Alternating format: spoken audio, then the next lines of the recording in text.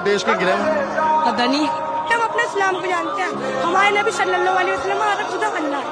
हमें चीन मानते हैं और किसी से मतलब नहीं। देश के गृह मंत्री को तो जानोगे, क्या करेंगे जान के? हमें उनसे क्या कुछ मिल रहा है? मोहम्मद साहब के बारे में क्या जानते हैं? मोहम्मद साहब के बारे में, मोहम्मद हमारा जो हमारे नबी थे ना, वो थे मोहम्मद आखिरी नबी है। आखिरी नबी है, उनसे एक गलती नहीं हुई पूरी जिंदगी में। वो सुन्नत है, वो सुन्नत है, और जो सुन्नत पे हम चलेंगे है तो नबी में